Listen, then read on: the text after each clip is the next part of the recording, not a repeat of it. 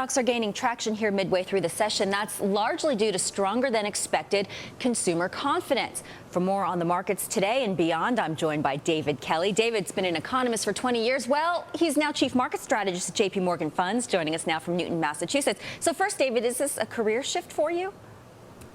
It's a shift I've been making over the last few years, but I've really done both. I've been working as an economist within financial markets for many years, so there isn't as much of a difference as you think there is.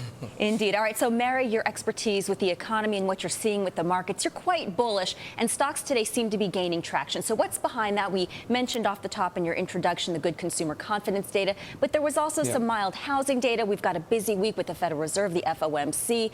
Tell me what the factors are for markets and where they're headed. It's a very noisy week. I mean, we've got the Fed, we've got the State of the Union address tomorrow evening, we've got all these earnings reports, all these economic reports. But beneath it all, there is some very positive news. I think GDP at the end of this week is going to be 5% or better in terms of real output growth in the fourth quarter. We are getting these better confidence numbers. We think the earnings reports this week will be very good now that most of the big financials are out of the way. So I think the underlying themes of improving earnings, improving economy, and more stable policy coming out of Washington, I think all of those things are really very positive for the market. Yet, given this massive and growing disconnect between Main Street and Wall Street, i.e. 10% unemployment, right? Profits ballooning on Wall Street, simultaneously, does GDP even matter as a market driver?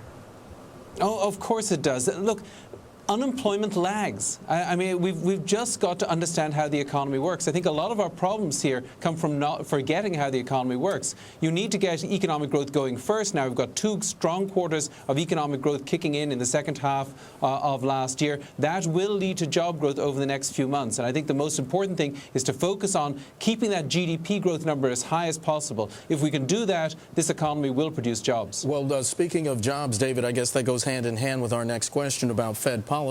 As Lori mentioned, the FOMC meeting, 2-day meeting starting today. You expect the Fed to reaffirm that it plans to keep rates low. My question to you is, do they have a choice with that unemployment rate still in double digits?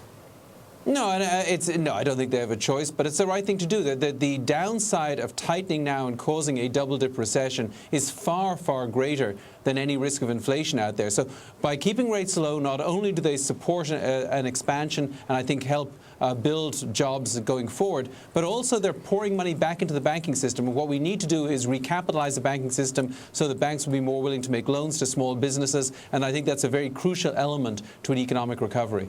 Hey, speaking of the Fed, David, we're reporting more senators are saying they will indeed vote for Bernanke's confirmation. Is that making investors a little bit more confident, a little bit more at ease? If you think that political unrest last week took some of the wind out of the sails of the bull, are they feeling a little bit more comfortable now?